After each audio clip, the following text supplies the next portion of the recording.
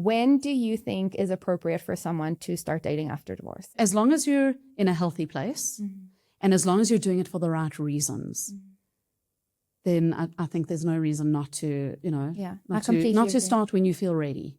Yeah. Yeah. I personally feel like if you feel ready, then go for it. I used to get quite upset because people used to come to me all the time. And for me personally, I felt ready like a few months after my divorce. And obviously everyone wants to know, are you starting to date? And I'd be like, you know what? I think I am ready to start. And like most people were like furious with me. They were like, what do you mean? You need time to heal. Like someone even said to me, like, you need 2 years at least. And I'm like, I'm sorry, but like who said there's a timeline for this? And like who made you in charge of my dating life?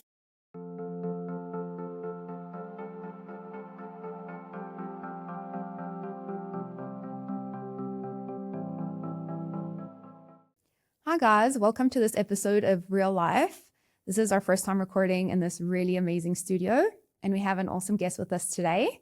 Welcome, Tova Goldstein. Thank you. Thank you for being here and taking your Sunday morning to come and chat about real life stuff. Okay, should we dive right in? Let's do it. Okay, so as a social worker, you see a lot of what happens behind the scenes. What do you think people misunderstand about therapy and mental health in general?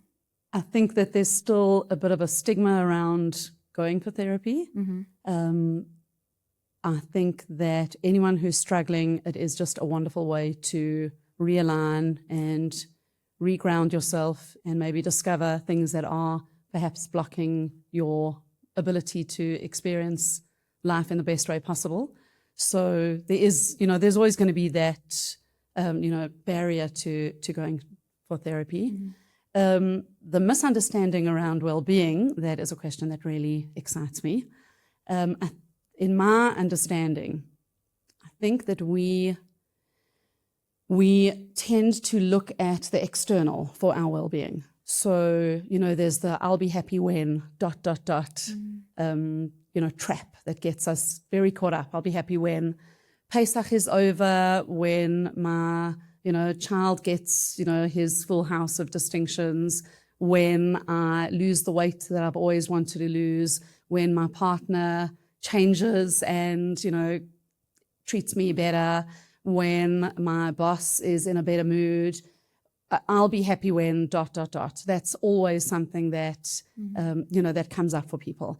And I think that the greatest space that we can be in is when we realize that our well-being is not dependent on anything that is external. It really feels like it is, but if my well-being is dependent on the weather, other people's well-being, how people treat me, what I did today, the amount of money in my bank account, if my well-being is dependent on all of those external factors, then I have to work exactly, because it means I have to work incredibly hard to make sure that all of those external factors are perfectly in place, which is not a possible reality.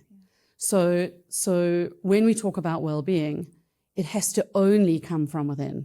It's got to be, well, how can I make sure that I am in control of my well-being? And when I realize that, then I don't need those external factors to be in place, because I'm in an empowered place where it's on me. I get to work on my own well-being despite what is going on around me. So do you think therapy gives you the tools to be happy within yourself? Definitely. Definitely. Therapy, no therapy, whatever it is, I believe that every single person has that innate well-being within them. We just need to know how to access it. And do you feel like it's a bit less taboo these days to go to therapy? Because it's just become like so much more normal. It's not as... Yeah. It definitely happens that I'll, be chatting to someone and someone will walk past and be, oh, this is my therapist. Yeah. People are pretty open about it. They're like proud. So which is great. I feel the same way when I talk to my therapist. I'm more than happy for everyone to know, who my therapist is. So I think it's I think that's a great thing. I love that. Yeah. That's amazing. I'm the same. Everyone knows I'm in therapy. My kids know. I'm a big advocate for therapy. Nothing wrong with putting our state of mind and our well-being and our mental health first. To me, it's like saying I go to the gym. Like everyone's so Yeah. proud that they're going to the gym. They're like, I'm going to get better, get stronger. And going to therapy is like, I'm going to get better on the inside. It's something we should be Exactly. proud of and not ashamed of. So I love that. Agreed. So let's talk about the key. Tell us a little bit about it and what made you start it. Okay, so the key, we are in our 4th year. Very proud and very excited to be in the place that we are with the key. So the key started, it was actually Maria Bada, who is a therapist in Joburg, who during COVID saw an absolute desperate need for affordable therapy in the community. And she met with me and the late Lara Noack, and she put this idea to us, and we pretty much jumped in, and the 3 of us started the key 4 years ago. The idea behind the key is to make therapy affordable and accessible.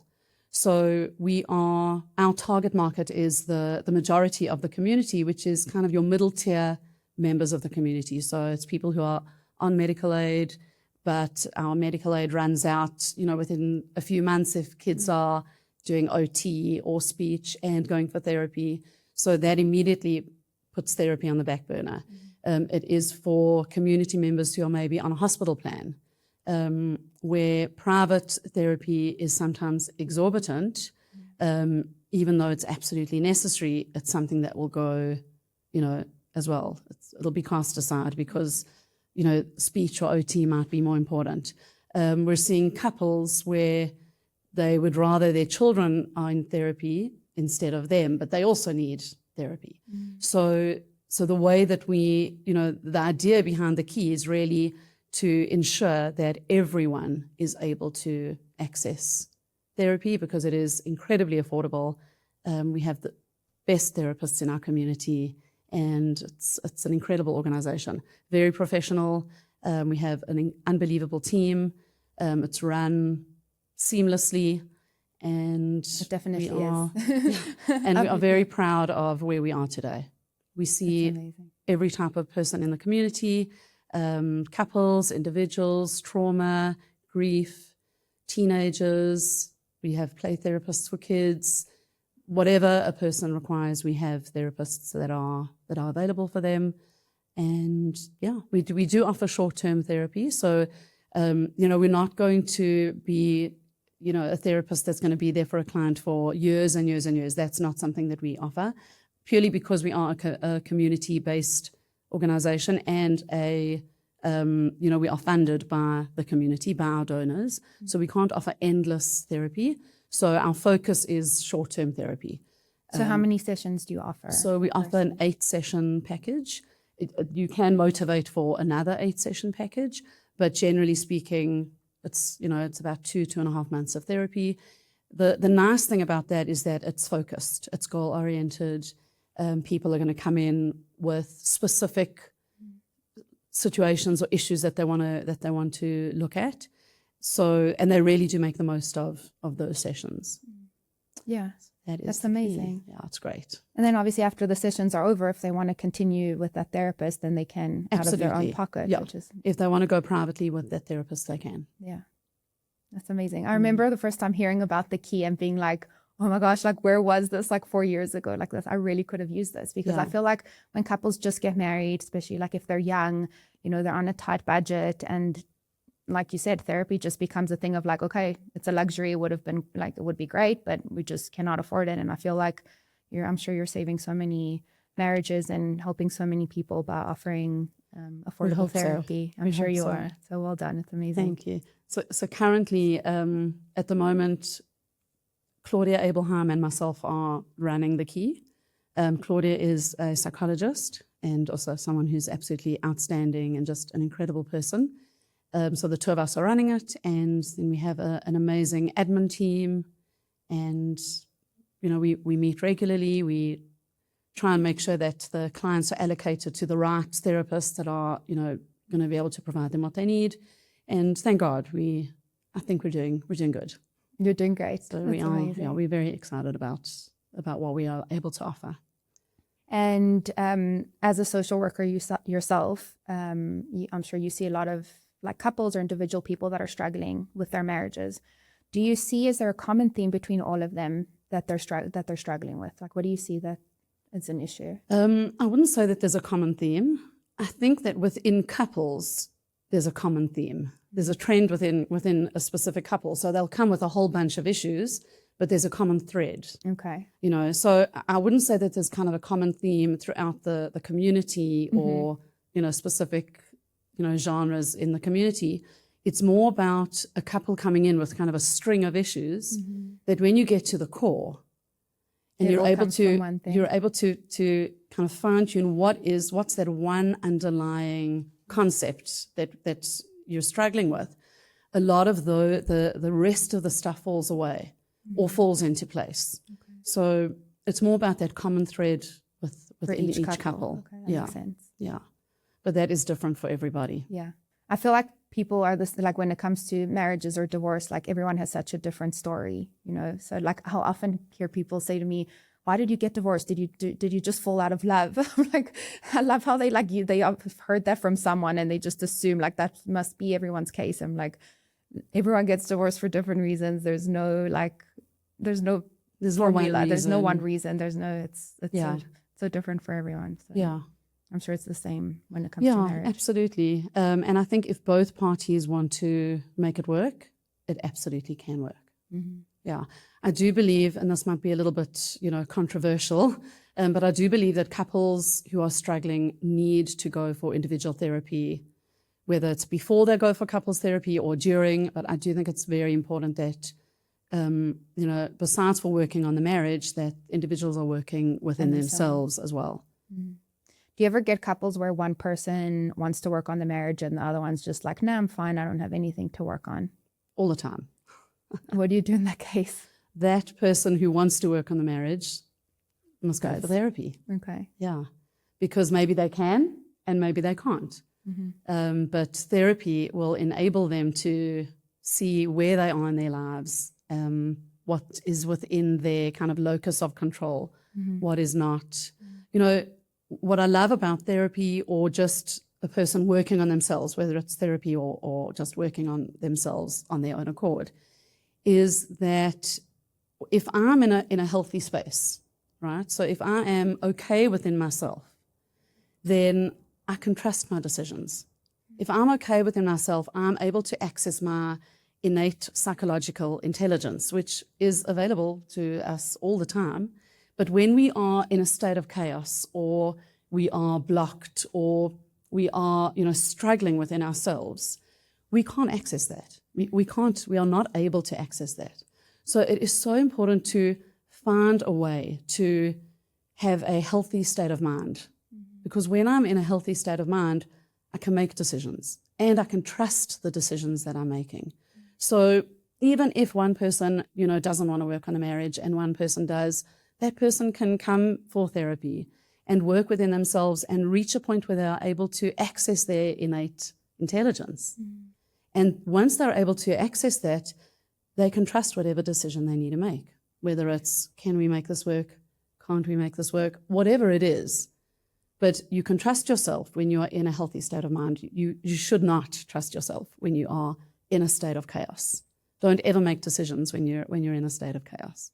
So the goal for me, the goal for therapy is to reach a place where you're able to access your innate well-being, which we all have. Yeah. We just need to know how to access it. From there, life unfolds in a very different way when you're in a healthy place. So it's basically just helping them feel empowered and feel like whatever decision they need to make, whether it's staying in the marriage or leaving, whatever it is, that they trust themselves with that decision and make the decision that's best for them and their marriage. I mean, I kind of feel like that content is irrelevant. To stay or to go, to make this work, not to make this work, I kind of feel like that's a little bit irrelevant. It's more about, can I be okay within myself despite what is going on around me? When I'm okay within myself, I'm going to look at my marriage in a different way. I'm going to look at my partner who's also struggling in a different way. I might be able to look at my partner from a place of compassion then as opposed to looking at my partner from a place of judgment, right? So when I'm in a good and healthy space, I'm going to see things in a very different way. So that's why, for me, the notion of, well, is this going to work or isn't it? the answer to that is, I don't know. You'll figure Let's it out. work on your state of mind. Yeah. Let's work on who you are as a person and how you manage the life that you're living currently. Yeah. Once you've got that in place, then you'll know what to do, and I think there are a lot of people that are able to live beautiful lives in challenging marriages, and they do it, and they do it incredibly and beautifully and successfully. So there's no right or wrong answer here.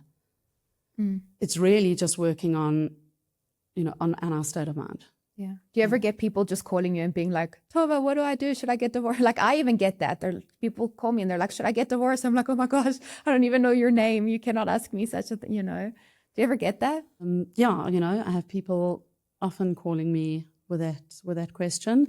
And I say to them exactly what I say to you. And that is, let's see what happens. Let's work on how you are. Yeah. Let's work on your mental health and your emotional well-being.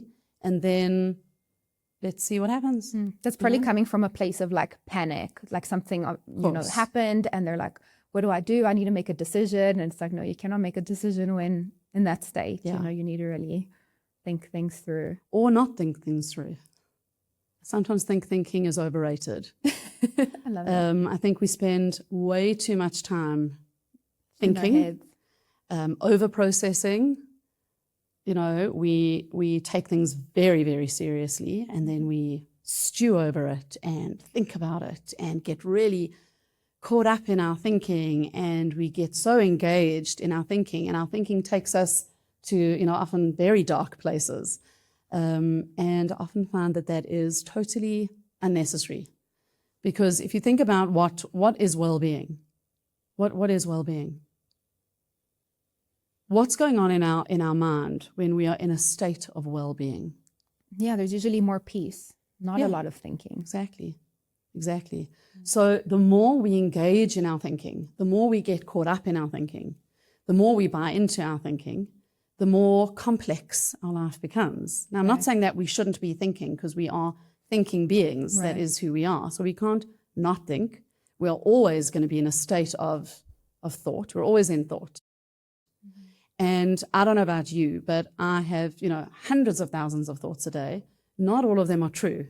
Not all of them are consistent. Not all of them are very reliable. Right. Not all of them are helpful. Yeah. Right? Don't believe everything you think. Exactly. So we have to be able to see that and, have the thoughts without getting caught up in them. I feel like that's also, for me personally, something that therapy helps me with, because when you have another person to be objective, so that it's not just you and your thoughts, it's like you're now bringing someone else in to give their opinion and to discuss the situation. And I feel like that's also very helpful. Exactly. Kind of just breaks things down. It removes the white noise. It just, gets rid of the fluff. Yeah. And then it's like, is this just a me thing? Am I thinking things that are not really, accurate, or they're coming from my own stuff, and what's actually fact? As opposed to reality. Exactly. Yeah. Reality versus like my experience of things. Right. Yeah. So when a couple does come to the conclusion that divorce is the right decision for them, what do you suggest for them to do?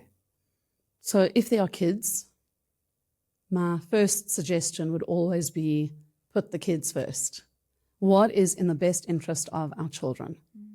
And for a divorced couple to learn how to co-parent. Because a couple that gets divorced, that has children, is always going to be in each other's lives forever. Yeah. And each individual has to realize that and come to terms with that and accept that, right? Both are parents of the same children. Is there a way that we can navigate going forward as as parents, but as a divorced couple? How do we navigate parenting our children? And I think, that for me is the most important, because it's fine for a couple to get divorced, but if they're going to drag their children through the mud and use their children as pawns and as currency and, as a way to kind of punish their partner, nobody wins. Yeah. Nobody wins. I don't understand why people do that. It makes no sense to me. And I see it all the time, where people they get so stuck in hating their ex that like they just cannot let go, and they don't realize how much that affects the kids when they are talking bad about their partner all the time. And when they, like you said, they use their kids to be like, well, go tell dad, no, whatever it is. I'm like, I don't understand. Like, why do they do that? It's like they're like shooting themselves in the foot. They're actually making their own lives miserable, and they're affecting the kids at the end of the day. They're not punishing their ex. Like that's, you know, like obviously it's going to impact their ex as well, but being so angry and resentful and all that actually impacts you more than anyone. Yeah. So what would you tell someone that's still stuck in that? That's like, but he did this, and but I hate him, and but no. Yeah, you know, there's a lot that I could say, that I would love to say about this, and I think that firstly, I don't think anyone wants to hurt their children. I don't know anybody who wants to hurt their children and who wants to drag their children through the mud, and it's important to be aware of that. We're all doing the best we can, right? And I think that's important that we all kind of have that awareness that no one wants to consciously hurt their children. When people say and do that, they are reacting to their own pain. Mm-hmm. That is what is going on for them. Yeah. So they are in their own state of resentment and pain and guilt and hurt and grief. And there is so much that goes into getting divorced, right? As you know. Yeah. And there is so much loss that goes into getting divorced that it's very easy to just be caught up in that space. Mm. And when we are just caught up in that space, then we are not accessing our innate health. Mm. We're not accessing our intelligence system. We're just caught up in our own grief, sadness, resentment, anger, hatred, whatever it is. Right?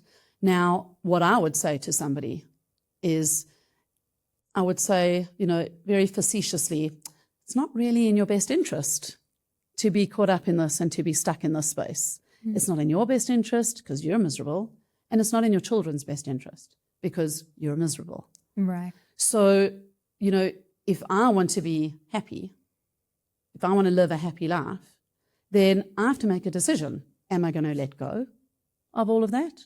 Or am I going to, drown myself in that? That's a choice that I get to make. And I get to make that choice. And every individual who is in that space gets to make that choice.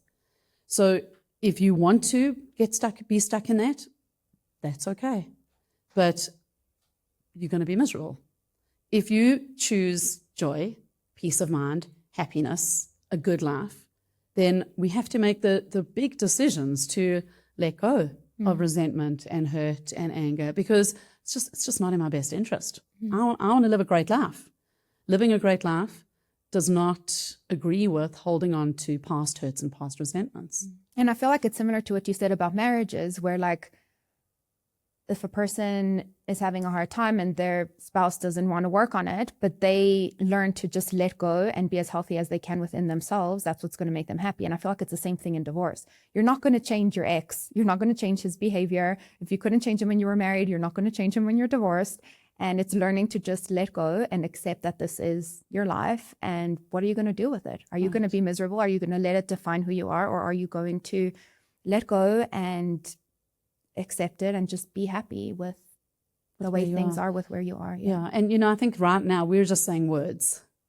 When we put it into practice is very hard. Very hard. Yeah. It's very hard. It's much easier to stay in that space of resentment. Yeah. And there's a part of us that feels like we've earned it. So we should be able to be there. Right. But I think that with therapy or with the right support or with talking to friends who are able to help you, or with your rebbitzin or rabbi or whatever it is, someone who's able to kind of guide you and direct you in the right path. Obviously, I'm a therapist, so therefore I'm a bit biased towards therapy. Right. It enables you and it gives you the tools to let go so that you can live the best life. Yeah. But I also do think, like, I'm 2 years down the line now. If you spoke to me a year and a half ago, I might have been like, but this, but that, but how can I not be angry when this, that happened? I also think that like time definitely helps, and being removed from the situation Right. And it does take time to accept that this is your life now. And I do think it is normal in the beginning when you're going through divorce. And I think it's not only normal, I think it's important to feel those things, to feel the grief, to feel the anger. I don't think, someone that just went through a divorce to just be like, okay, oh, well, I don't think that's normal. Absolutely. If you're doing that, there's stuff that's going on that you haven't dealt with. Yeah. So I think, well, then we need to deal with denial. Exactly. So yeah, I think it is healthy in the beginning to feel all those things and normal and feel them. But it gets to a point where you're like, okay, now it's time to live my life and let go. Right. Well, time is, I don't know what time means. It's a continuum, and there's no prescription as to when it is time now to move on and let go. I think that it happens organically, as you said. I don't think that you woke up one morning and you were like, right, that's it. Now's the day to be happy. Yeah. It happens naturally when you are working on yourself. Yeah. And I agree with you. We owe it to ourselves to grieve, to be angry, to feel the loss, to be fully present in the pain. Yeah. We have to do that in order to be a healthy person. Exactly. The question is, how do we express that? So do we express that by shouting at our children? Do we express that by shouting at our children about their parent, their other parent? Do we express that by, not showing up at work? Do we express that in a healthy way or in an unhealthy way? So what would be a healthy way? So our pain is relevant and it must be there, and it's okay. Yeah, and it's okay. So how do we express it in a healthy way? What do you think? What do you think would be therapy? Obviously, yeah. But I think besides for that is to take that time when you're not with the kids and let yourself feel. At least for me personally, like it's something that I struggled with, because sometimes like when the pain is so deep, it's hard to go there. And like for me, I used to just kind of be in denial or block it out and not feel it. So for me, what was helpful is to just take the time and be like, okay, I'm going to let myself feel. I'm going to sit with my thoughts, as scary as that is. Like, don't distract yourself. Don't try watch a movie or go out with a friend or whatever, just so that you're not really feeling how you're feeling. So for me, it's like setting that time and being like, okay, yes, I'm sad. Yes, I miss the kids, and that's okay. And I'm going to sit with it and I'm going to just feel it. That for me is what I found helpful, especially in those early days. Absolutely. I think for me, one of the greatest realizations that I had in my own personal life and as a therapist is that we kind of have this misunderstanding that there are good feelings and bad feelings. So the good feelings are the ones that we must pursue and we must try and have all the time. And the bad feelings are the ones we need to learn how to manage and control and get rid of and not have, because they are bad. But there is no such thing as a bad feeling. There are feelings that don't make us feel good, but that does not mean that it's a bad feeling. And the feelings that don't make us feel good are just as relevant and important as the good feelings that we need to apparently pursue and try and have all the time. So when so let's say a person is feeling incredibly anxious, or let's say a person is feeling devastated that their marriage is over. If we believe that feeling devastated or anxious or any negative feeling, anger, whatever it is, if we believe that that's a bad feeling, then that means we need to do whatever we can to eliminate that from our lives.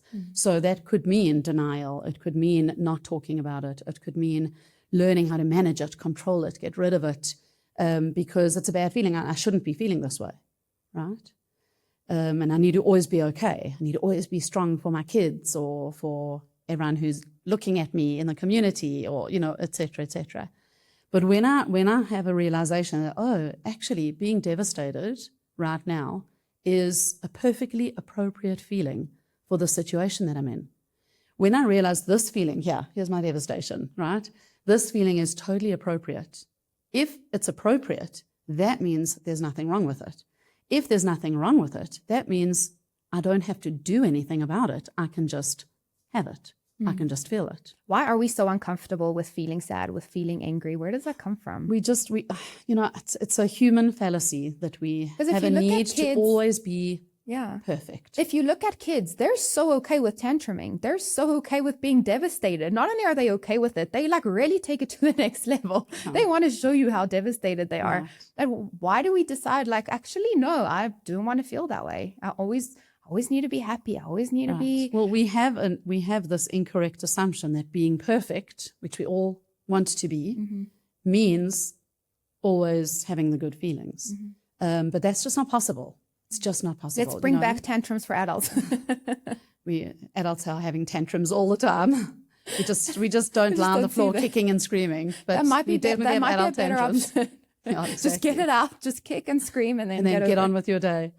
But I just think that so back to kind of how do we express our pain in a positive and healthy way. The first step is an awareness of what you are feeling. That's number one.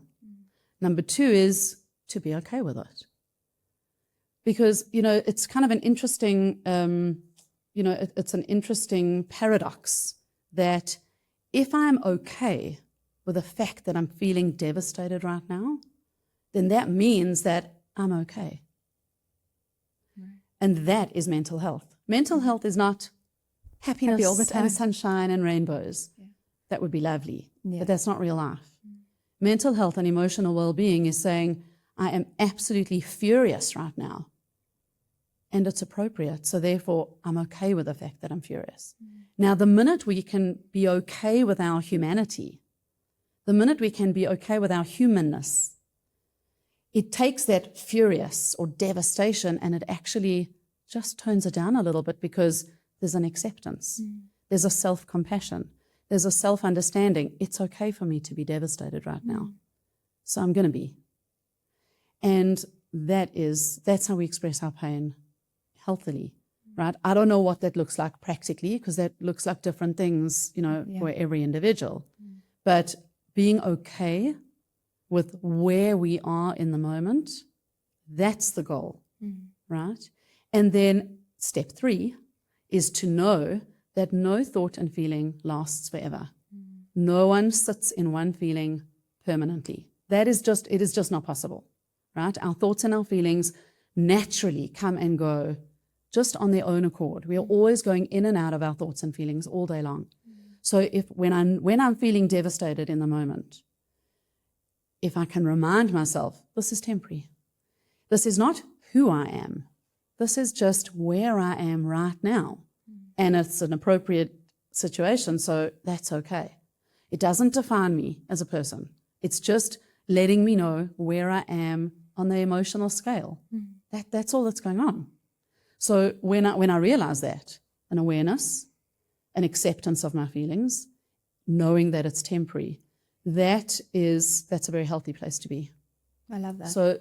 So we're not aiming for happiness. That is not the goal. And often parents will come to me and say, like, I just want my child to be happy. And I'm like, oi, that's a heavy goal to achieve, because it's not a reality for us, right? Life has challenges. That is part of being alive in this world. We are going to stub our toe and we're going to lose people we love and everything in between. It is going to happen. Yeah. So can we be okay with that? Can we be okay with feeling every single feeling that there is to feel in the world?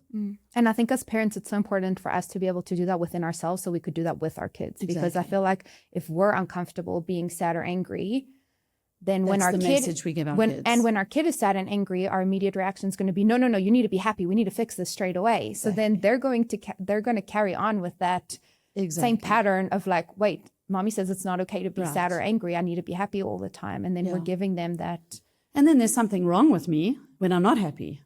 So now there's this self-judgment that's happening as well, and this space of self-criticism because what is wrong with me? Right. And the fact that everyone else looks happy all the time because we're not seeing what's going on. So it's like, what's wrong with me? Everyone else looks happy. I look sad. Why am I sad? And then, the overthinking and the judgment and all of that. Yeah. Let's talk about life post-divorce. When do you think is appropriate for someone to start dating after divorce? So that is not an answer that I can give you purely because I think it's just very individual and very subjective. So if a person is doing the work, whatever that means, and they feel like they're in a healthy space, then go for it. I don't think that there's a time frame here. A lot of couples separate years before they actually get divorced. Right. And or a lot of couples kind of switch off years before they get divorced. So, you know, they're people that immediately after divorce, they feel ready to start dating because they were kind of out of the marriage for a very long time. So, you know, I think that everyone is, as long as you're in a healthy place and as long as you're doing it for the right reasons, then I think there's no reason not to, you know, not to start when you feel ready. Yeah. Yeah, I think so. I personally feel like if you feel ready, then go for it. I always say, like, what's the worst that can happen? You go on a date, you realize you're not ready, and then you just, okay, I'm going to take more time. Like, why is it this thing of like, you're either dating or you're not dating? Like, try it out, see how you feel. That's what I think. And like, I used to get quite upset because people used to come to me all the time. And for me personally, I felt ready like a few months after my divorce. And people would say, and obviously everyone wants to know, are you starting to date? You know, and I'd be like, you know what, I think I am ready to start. And like, most people were like furious with me. They were like, what do you mean? You need time to heal. Like someone even said to me, like, you need 2 years at least. And I'm like, I'm sorry, but like, who said there's a timeline for this? And like, who made you in charge of my dating life? Right. And it would actually upset me because they would say like, take time to heal. And I'm like, what do you mean? I've been healing for like 6 years. Like, you know. So if a person hasn't done the work, or if a person doesn't have that self-awareness as to kind of what went wrong, it's very possible that they will end up dating or even marrying a very similar person to who they married before. So I think that is, you know, and often I'll have couples or I'll have women who come to see me who are in a second or even third marriage, and their partners are exactly the same as they were to their first or second marriage. And I think that is, it just means that, you know, there's a certain type of person that they're attracted to. Why? Why are they attracted to that type of person? And what does that mean for them? And is that good for them or not good for them? So just to have an awareness around that, so that you're able to pick up the red flags, or you're able to know it about yourself. Oh yeah, I like that sort of person, but that sort of person is not good for me. So therefore I'm going to pivot and, you know, look for someone who's, you know, a green flag instead of a bright red flag. Exactly.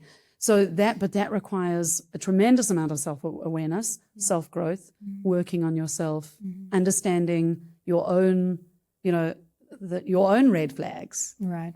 And that's very important. Yeah. So because it's very easy to come out of a marriage and be like, my ex was this, that. Exactly. Okay, maybe he was, but what did you do wrong? What are your things? Exactly. You attracted that person. You were married to that person. Right. What do you need? Yeah, and you know, we have to be honest with ourselves. So that's why I probably wouldn't, you know, encourage a person to start dating straight away, because there probably is a bit of work that needs to be done. But how long that takes, or what is required within that, it's different for everyone. Totally subjective. Yeah, you can have someone 3 years down the line that hasn't done the work, and just because it's been 3 years doesn't mean they're ready to date. Exactly. Or, you know, and like you said, someone could be doing the work even while they're married, and maybe they exactly. And speaking of red flags, is there anything you would say that someone needs to look out for, especially after divorce? One of the things you said is like not repeating the same patterns, making sure you're not literally marrying the same person in a different body. But what else? Yeah, I don't know about red flags, because I also think that that's pretty subjective. Because I think what works for one person will not work for another, and will work amazingly for someone else. And you know, I think for me personally, I think anyone who is in a space of self-growth is, is a healthy, someone who's emotionally healthy. That's the greenest flag that we should be looking for. So someone who is in kind of that self-awareness, self-growth space, but also really in that space, not just pretending to be in that space. Not like I went to therapy once and now I'm healed.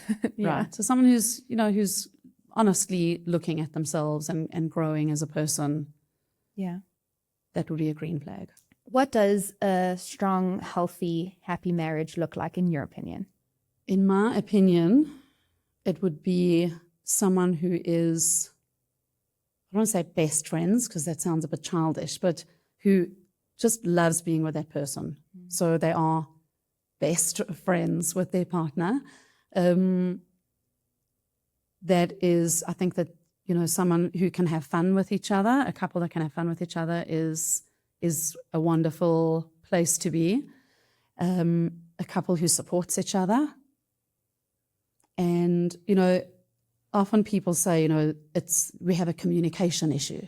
Like that's the kind of the buzzword with couples that are struggling. And I don't really agree with that. I think that there's a miscommunication issue where one person will say something and then the other person will get defensive or critical or, feel that they are now being judged, and then everything falls apart.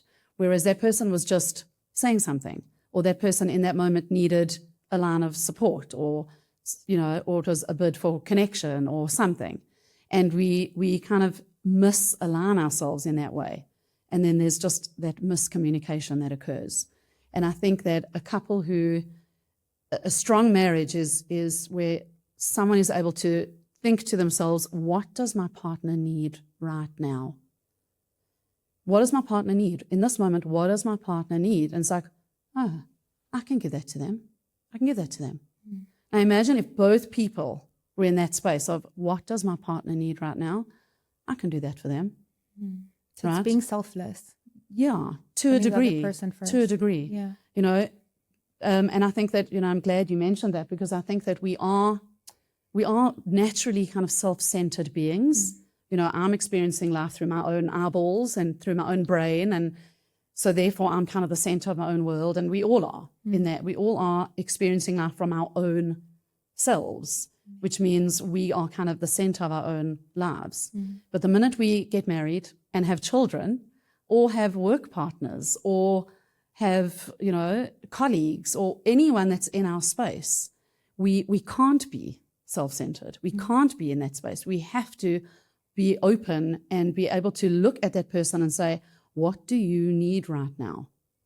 And then it's like, I can give that to you. I can give that to you. It's not hard. I can give that to you. You need space. I really need to solve our fight right this second. You need space. And it always works like that, right? The one partner needs space when they're fighting and the other needs to sort it out in the moment. You need space right now. I need to sort this out right now. But I can give you space because I know we'll sort it out once you've had space. I can give you that. Even though I feel like I need to sort this out immediately, I can tell that you need the space. So I can give that to you. And I think a strong relationship, a strong couple is a couple that is able to look at each other and say, what do you need right now? I can give that to you. Without all the stuff that comes with it. But they don't give me this and they don't do this and they said this last week and I did that. And, the minute we get caught up in all of that, I call it a thought storm. When we get caught up in that thought storm, well, then we can't do anything helpful. But when we can put that aside and are able to say, okay, I can give to that person what they need right now, if both parties are doing that, that's going to be an incredibly powerful relationship. And is that something that you can see like when you're dating and early on, or not really? I don't know. I'm not sure. I think that you can see the signs. Yeah. Like, do you think there's an element to marriage where you're just kind of like jumping into it and you don't really know what's on the other side? Look, I mean, there's a risk to everything. Yeah. Every big decision we make, there's a risk to it. But I think that if a person is into self-growth and self-awareness, then they will be able to do that. So it's like seeing if they're capable of that. Yeah. So that when that situation happens, that like, okay, that they're the kind of person that would be able to do that in that situation. And I think especially with young couples, there's very much learning on the job. Yeah. Yeah, for sure. Which is beautiful. Yeah. What a wonderful space to be in. Like let's learn how to do this together. Yeah. This crazy marriage thing. Yeah, exactly. Let's gain skills and let's figure out what each other needs in the moment. Yeah. No, I agree. People like sometimes saying to me, oh, did you get married too young? Because I got married at 19. And I'm like, actually, no, it's had nothing to do with the age that I got married. I really do believe that you can get married young and have a beautiful marriage. And opposite as well. You can get married at 50 and things don't work out. So it's not an age thing. There's so much to it, of course, that goes on. Of course. I think that, one of the biggest things that I'm seeing is and I did mention this at the beginning, is your own state of mind. So, I don't know about you, but if I'm in a bad mood, I am going to struggle with things that I usually wouldn't struggle with, right? So if I'm in a bad mood already and now I'm stuck in traffic, well, then I am going to be really irritated with the traffic jam.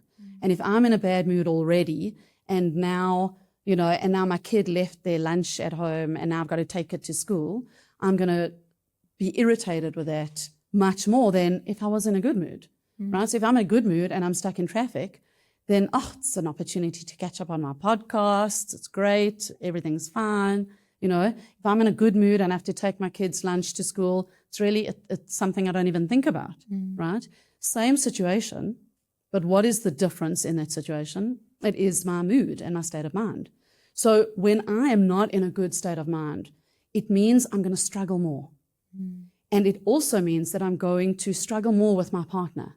So if my partner doesn't show up perfectly, might say the wrong thing, might do the wrong thing because they're also human, right? Then I am going to struggle a lot more with that because I am in a bad mood. So it's so important for us to just take stock of where we are at within ourselves.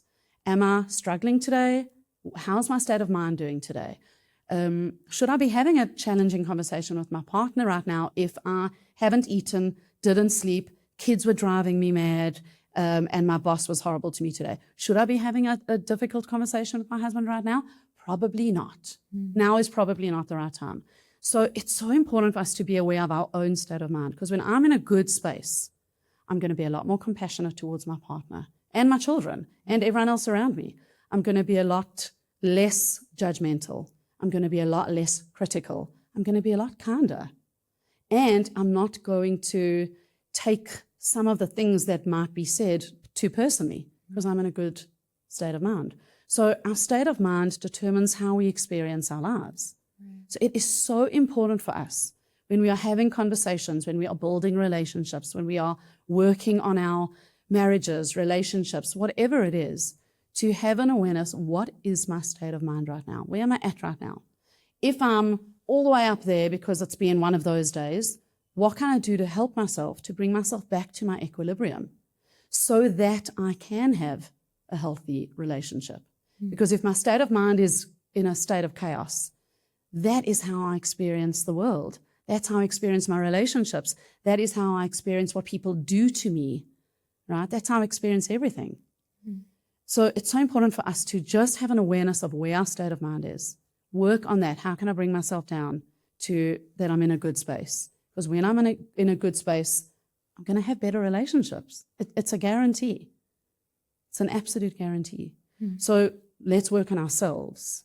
And then, whether that other person is doing the work or not that's a different story. Right. But if I'm in a positive and healthy state of mind, then I'll know how to manage that in whatever capacity that is. Go to therapy, guys. Okay. And last question. What advice would you give to someone who is really struggling in their marriage and they feel stuck? Okay. Well, my advice is that there is no such thing as being stuck. There is a lot of, feeling stuck out there, but there is no such thing as being stuck.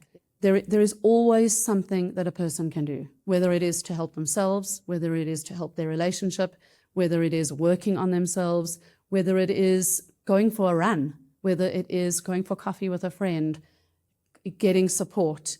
We don't necessarily need to fixate on the problem. We can look at ourselves and say, okay, what can I do to help myself in this moment? And there is always something that someone can do to help themselves. I love that. Thank you. Thanks, Thank Tova. you. Thanks so much for having me. You're amazing. I could speak to you for like 5 hours. Great. Thanks so much, Elle. Okay. Awesome. Thanks for Cheers, watching, everybody. guys, and see you on the next one.